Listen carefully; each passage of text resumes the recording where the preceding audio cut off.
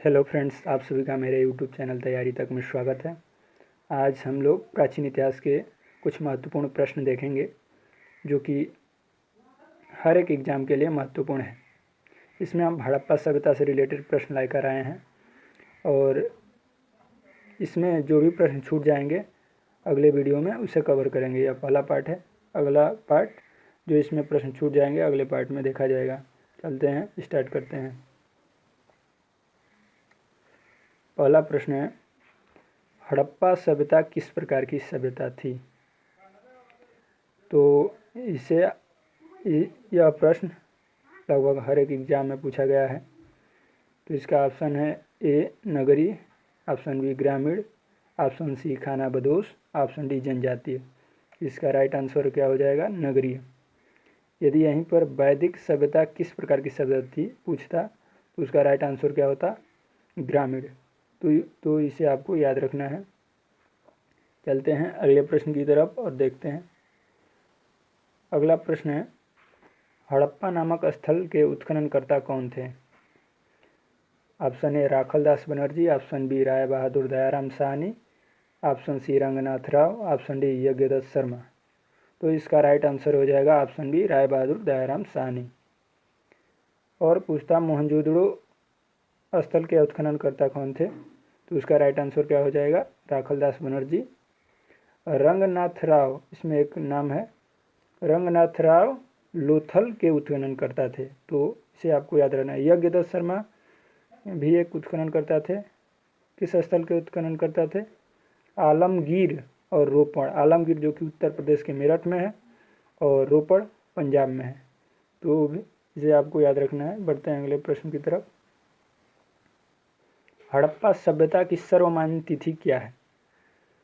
Option A 4000 BC से 3000 BC, option B 3500 BC से 2500 BC, option C 2350 से 1750 BC, option D 1600 से 1000 BC। तो इसका राइट आंसर होगा ऑप्शन सी 2350 BC से 1750 BC। और यह तिथि कार्बन 14 के आधार पर दी गई है जो कि नवीन विश्लेषण पद्धति है और यही सर्वमान्य तिथि है। तो इसे आपको याद रखना है। बढ़ते हैं अगले प्रश्न की तरफ। और ये भी प्रश्न एग्जाम के लिए बहुत ही महत्वपूर्ण है। पहला प्रश्न है, सिंधु घाटी सभ्यता का सर्वाधिक पूर्वी स्थल कौन है? तो इसका ऑप्शन दिया हुआ है। Option A Alamgir, option B Manda, option C Daimabad, option D Sutkagen Dor. तो इस प्रश्न का राइट आंसर हो जाएगा ऑप्शन ए आलमगीर।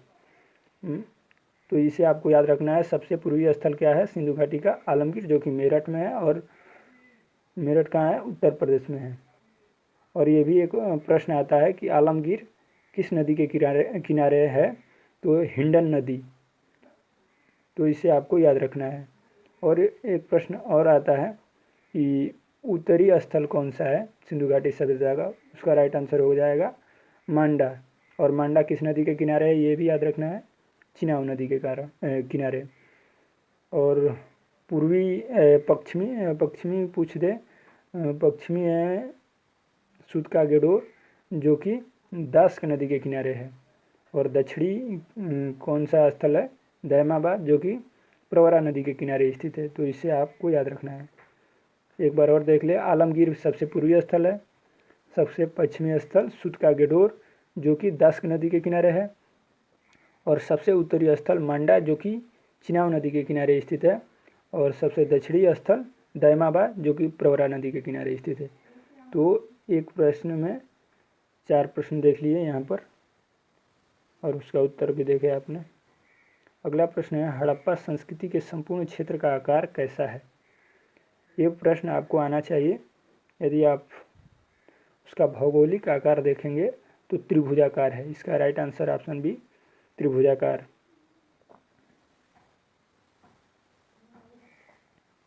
अगले प्रश्न की तरफ। निम्नलिखित में से किस फसल के साक्ष्य सिंधु घाटी सभ्यता से नहीं मिले हैं? ऑप्शन ए जौ, ऑप्शन बी गेहूं, ऑप्शन सी कपास, ऑप्शन डी गन्ना। तो इस प्रश्न का राइट आंसर हो जाएगा ऑप्शन डी गन्ना। गन्ना जो है सिंधु घाटी सभ्यता के किसी भी जगह से नहीं मिला है। तो इसलिए इसका राइट आंसर हो जाएगा ऑप्शन डी गन्ना। और कपास इसमें एक शब्द दिया है, तो कपास सबसे पहले कपास पैदा करने का श्रेय सिंधु घाटी के लोगों को जाता है, ठीक है। और यूनान के लोग कपास को क्या बोलते थे? सिंडन। और सिंडन क्यों कहते थे? क्योंकि सबसे पहले कपास सिंधु घाटी के लोगों को ही ज्ञान था उसका, कपास के बारे में, तो उसे यूनान के लोग क्या बोलते थे? सिंडन। बढ़ते हैं अगले प्रश्न की तरफ। हड़प्पा सभ्यता की किस स्थल से जूते हुए खेत का साक्ष्य मिला है? ये ऐसे प्रश्न अक्सर एग्जाम में पूछे जाते हैं। जूते हुए खेत कहाँ मिले हैं? विशाल स्नानागार, हाथी के दांत, कुल्हाड़ी के तांबे की कुल्हाड़ी, जूते हुए खेत, अग्नि हवन कुंड, ऐसे प्रश्न अक्सर पूछे जाते हैं। तो इसका राइट आंसर हो जाएगा ऑप्शन डी, कालीबंगा। और इसमें 3 और ऑप्शन है, वहाँ पर भी देख लिया क्या क्या मिला है। मोहनजोदड़ो से विशाल स्नानागार और अन्नागार मिला है, ठीक है। लोथल से हाथी दांत मिला है, ये भी एग्जाम में पूछा गया है कि हाथी दांत सिंधु घाटी सभ्यता के किस स्थल से मिला है? तो लोथल से। और रोपण से तांबे की कुल्हाड़ी मिली है। तांबे की कुल्हाड़ी किस जगह से मिली है? रोपण से। और जुते हुए खेत का साक्ष्य तो आपने देख लिया, कालीबंगा। और कालीबंगा से एक और प्रश्न आता है, कालीबंगा से ही अग्नि हवन कुंड मिला है। यज्ञ प्रचलन, ऐसा प्रतीत होता है कि वहाँ उस समय यज्ञ होता था।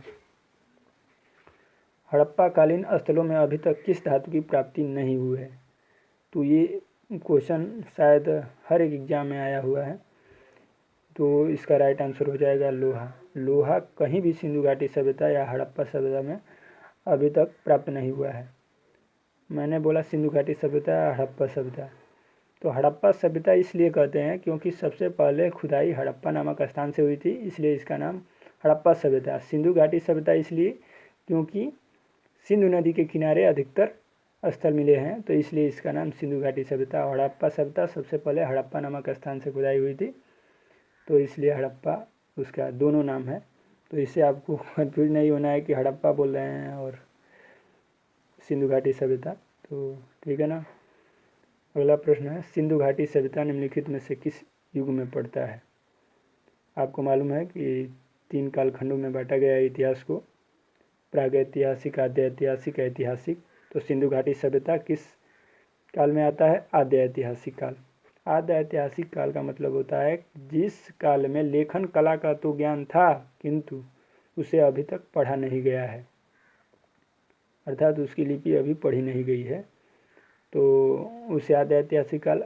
प्रागैतिहासिक काल वह काल होता है जिसमें लेखन कला का ज्ञान ही नहीं था, उसमें कुछ लिखा नहीं गया है। और ऐतिहासिक काल में लेखक कला का ज्ञान भी था और उसे पढ़ा भी जा चुका है, तो इन्हें आपको ध्यान देना है। बढ़ते हैं अगले प्रश्न की तरफ, और यह आखिरी प्रश्न है, अफगानिस्तान में सिंधु घाटी सभ्यता से संबंधित कौन सा स्थल स्थित है? इसमें थोड़ा मिसप्रिंट हो गया है। अफगानिस्तान में वो कौन सा स्थल है जो सिंधु घाटी सभ्यता से संबंधित है? तो यह बहुत ही इम्पोर्टेंट प्रश्न है। इसका ऑप्शन देख लेते हैं। ऑप्शन है मुंडीगाक, ऑप्शन बी सुरतोगोई, ये दोनों, या इनमें से कोई नहीं। इसका राइट आंसर हो जाएगा ये दोनों, मुंडीगाक और सुरतोगोई अफगानिस्तान में सिंधु घाटी सभ्यता से संबंधित स्थल मिले हैं, और इन्हें आपको याद रखना है।